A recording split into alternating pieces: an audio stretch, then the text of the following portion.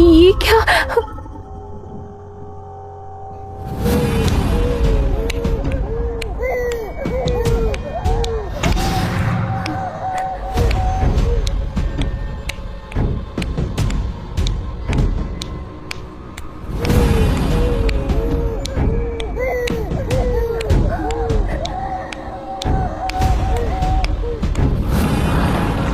मोहिनी पहले अपने पीठ को देखती है और फिर उस परछाई को अपने करीब देखती है।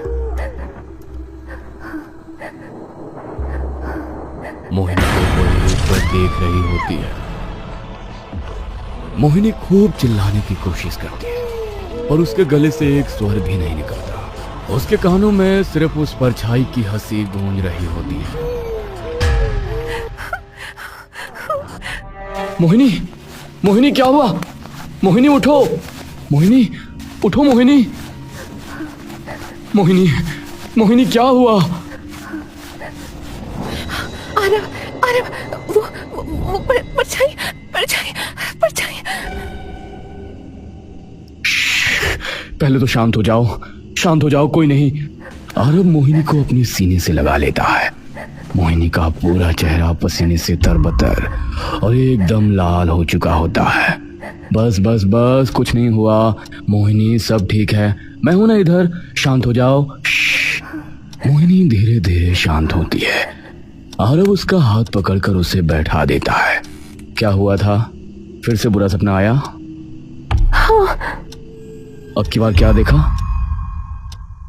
पता नहीं, हम दोनों बात कर रहे थे, तभी ये हमारे बेड के साइड वाला दरवाजे से आकर एक परछाई अंदर आई और मेरी बहुत करीब आ गई और फिर जोर जोर से हंसने लगी और फिर एकदम से मुझे जकड़ लिया।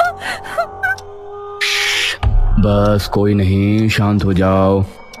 समझ नहीं आ रहा कि बार बार ऐसे सपने क्यों आए जा रहे हैं।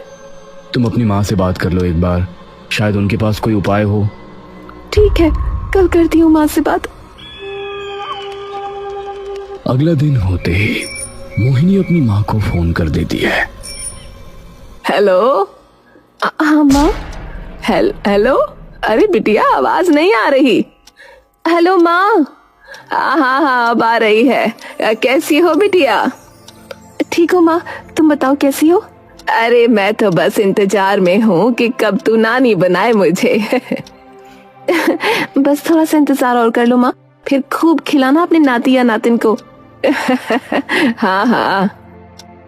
अच्छा माँ, एक बात पूछनी थी तुमसे। हाँ बता। पता नहीं माँ, आजकल रोज रात को ना बड़े अजीब अजीब सपने आ रहे हैं। अच्छा, क्या दिखता है? मतलब कि कभी कोई बुढ़िया दिखने लगती है, कल एक परछाई अंदर आई और मेरे बहुत करीब आ गई। ऐसा लगता है जैसे किसी ने मेरे शरीर को जकड़ लिया हो। मैं चीखने चिल्लाने की कोशिश करती हूँ पर आवाज ही नहीं निकलती गले से, ना हाथ पांव हिलते। मतलब बार बार दब रही है तू? हाँ, मुझे तो समझ ही नहीं आ रहा कि क्या करूं मैं माँ। एक काम कर बिटिया। बताओ। आज से अपने तकिए के नीचे एक लोहे का चाकू रख लियो और अपने कमरे में ये देख लियो कि कोई अजीब चीज पड़ी है के आसपास या तेरे किसी सामान में, और अगर कुछ मिले तो मुझे बताइयो। और हाँ, उसे छूना मत बिल्कुल भी, ठीक है? ठीक है माँ। मोहिनी अपने कमरे में जाकर सारी चीजें उलट पलट देती है, लेकिन उसे कुछ नहीं मिलता। तभी मोहिनी की नजर अपने पलंग के निचले हिस्से पर पड़ती है। क्या हुआ? एक बार इस पलंग के नीचे झुककर देखो, कुछ अजीब रखा है क्या? अजीब? अरे तुम देखो तो सही। ठीक है बाबा।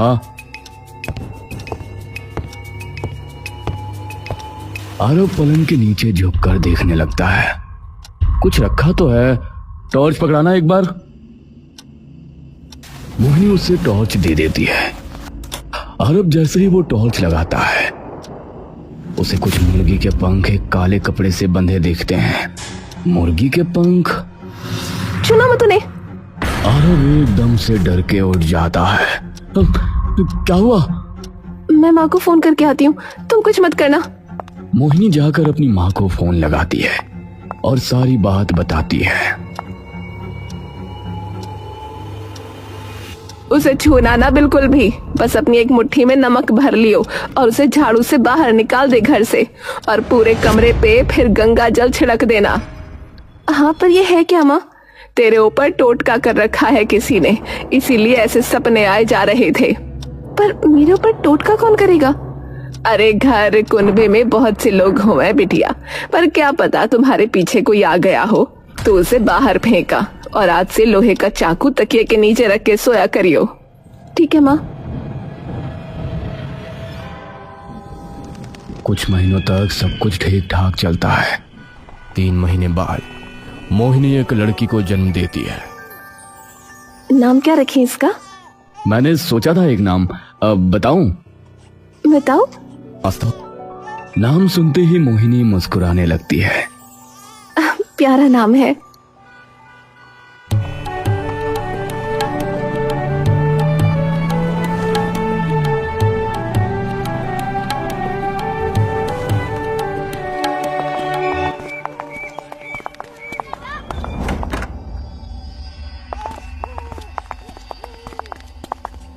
रुको।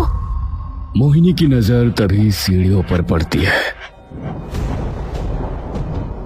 आरव एकदम से रुक जाता है। मोहिनी की भनभीनी आंखें एकटक बस सीढ़ी की ओर जमी हुई होती हैं। सीढ़ियों पे बने उन निशानों को देखकर आरव की आंखों के सामने की दुनिया मानो घूमने लगती है। आरव चकरा के पीछे की ओर गिरने लगता है। आरव, संभालो खुद को। आरव एक झटके से होश में आ जाता है और खुद को संभालता है।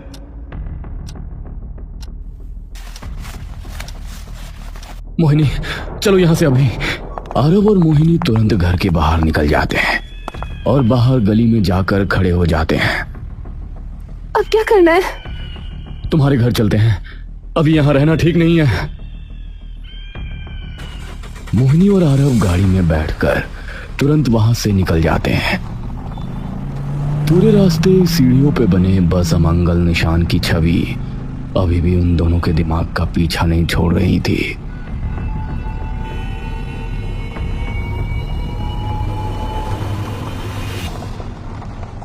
कौन मनहूस है ये?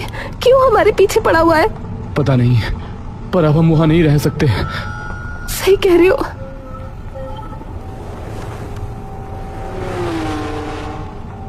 आरव और मोहिनी घर पहुंचते ही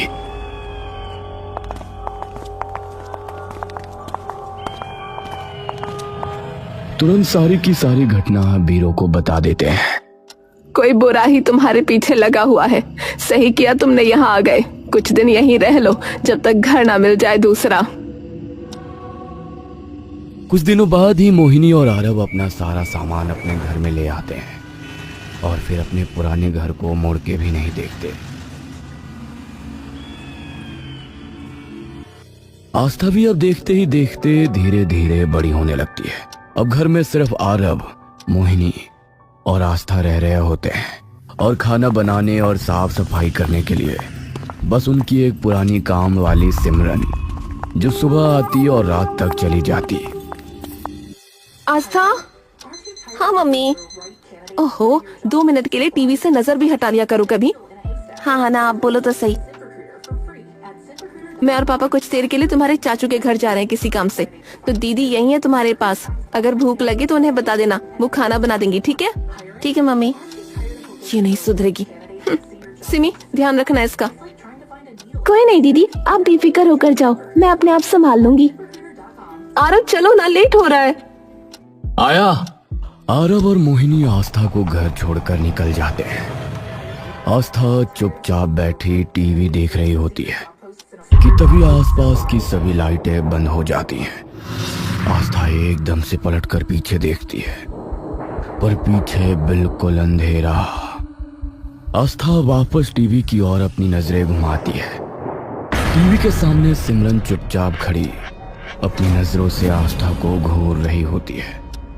सिमरन बिना एक बार भी पीछे देखे टीवी बंद कर देती है। उसकी बेचैन सी आंखें लगातार आस्था के मासूम चेहरे को बिना एक पल के लिए भी हिले निहार रही होती है। सिमरन की आंखों में देखते ही मानो आस्था के पेट में किसी अनकही दहशत की झुरझुरी से उठ पड़ती है, जैसे कोई बुताहा एहसास उसे भीतर से कुरेद रहा हो और पीछे की ओर खिसकने की कोशिश करने लगती है।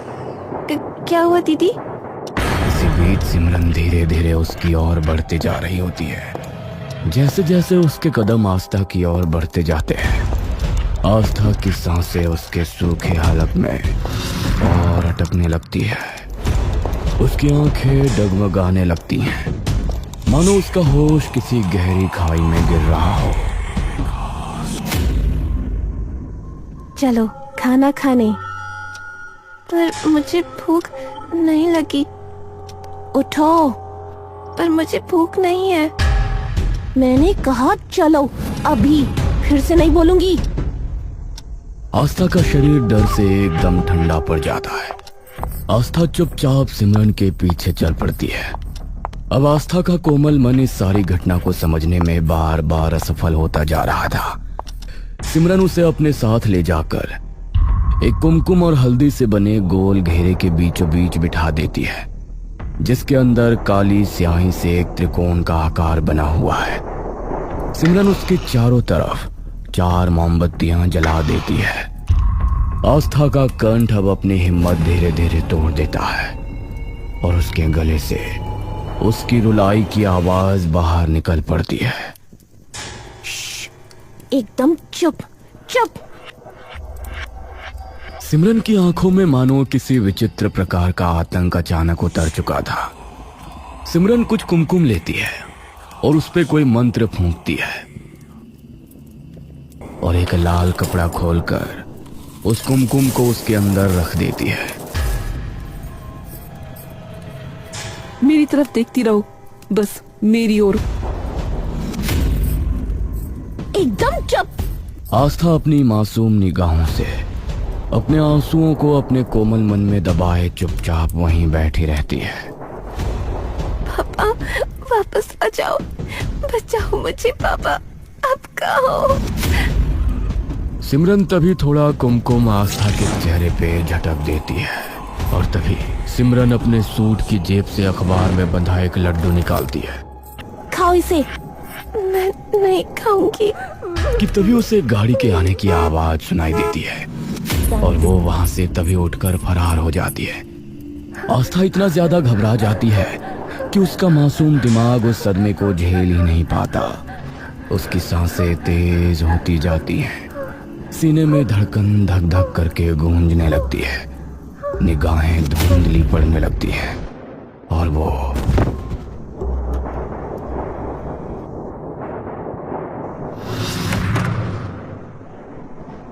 लाइट को क्या हुआ? बंद क्यों है? अभी तो आस्था के सोने का टाइम भी नहीं हुआ। मोहिनी जाकर सोफे पर देखती है।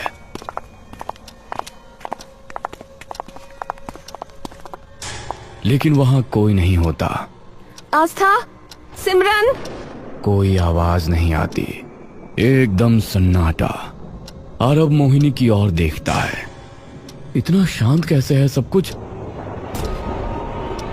मोहिनी एकदम से आस्था के कमरे की ओर दौड़ती है, लेकिन कमरा एकदम खाली होता है। आस्था। मोहिनी का मन अब धीरे धीरे बेचैन होने लगता है। तभी आरब के चिल्लाने की आवाज उसके कानों में पड़ती है। मोहिनी, मोहिनी! मोहिनी के दिल की धड़कन अब बेकाबू होने लगती है। मोहिनी अपनी सुध-बुध भूलकर सीधा आरब के पास पहुंच जाती है और जैसे ही उसकी नजर आस्था के शरीर पर पड़ती है तो उसकी रूह कांप उठती है। ये किसने? मोहिनी एकदम से आस्था की ओर भागती है और उठाकर उसका सिर अपनी गोद में रख लेती है। मोहिनी जैसे ही आस्था के चेहरे पे लगा वो कुमकुम देखती है, उसका दिमाग मानो अपना सारा आपा वहीं खो देता है। आस्था, उठ ना बेटा, उठ ना। मेरी प्यारी बेटी है ना तू, प्लीज उठ जाना बेटा। आस्था, उठ ना। तभी आरब आकर मोहिनी को संभालने लगता है। मोहिनी, संभालो खुद को, पहले इसे अंदर लेकर चलते हैं और इसका मुंह पोंछते हैं। मोहिनी एक गीले तौलिए से उसके मुंह पे लगा कुमकुम साफ करती है। मोहिनी आस्था को देखकर बिलख बिलख कर रोने लगती है। आस्था की ऐसी हालत देखकर आरब भी अपनी आंखों को नम होने से नहीं रोक पाता। मुझे लगा था वहां से आने के बाद फिर से नहीं होगा, पर ये घिनौनी घटिया चीज मेरी बेटी का पीछा क्यों नहीं छोड़ रही? कौन है आखिर ये? चाहती क्या है मेरी इस मासूम सी बच्ची से? सिमरन, सिमरन कहाँ है? मोहिनी एकदम से आरव की तरफ मुड़ती है, तभी अचानक आस्था होश में आ जाती है। उसका शरीर बुरी तरह कांपने लगता है। उसके दिल की धड़कनें इतनी तेज हो जाती हैं मानो उसकी छाती से उसका दिल बाहर आने वाला हो। पापा बचाओ, पापा बचाओ! मोहिनी उसे अपनी बाहों में समेट लेती है। कोई कुछ नहीं कहेगा, मैं हूं ना यहाँ, कोई कुछ नहीं कहेगा। पापा है ना, शांत हो जाओ। आस्था जैसे ही अपनी माँ का चेहरा देखती है वो तभी फूट फूट कर रो पड़ती है। आस्था बाबू, क्या हुआ? बताओ ना मम्मा को। बचाओ बचाओ, वो फिर आ जाएगी, बचाओ! कौन आ जाएगा बेटा? कोई नहीं है यहाँ ना, वो फिर से आ जाएगी।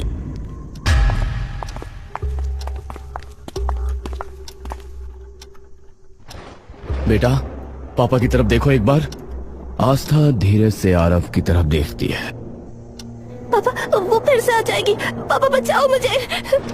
ए, तुम तो पापा की शेरनी हो ना?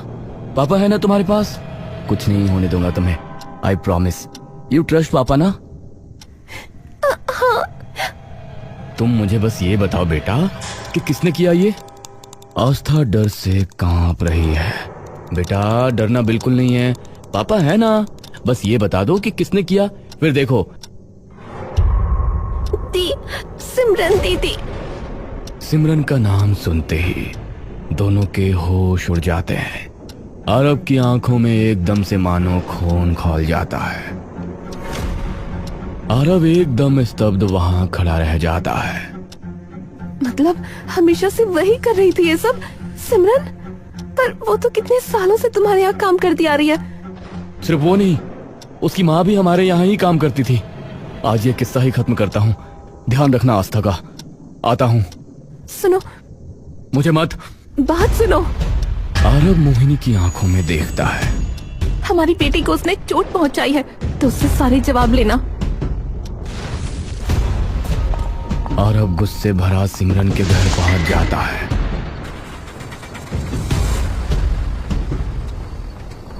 आरब गुस्से से अंगार हुआ हर भीड़ी गली पार करता हुआ सिमरन के घर के सामने जा खड़ा होता है।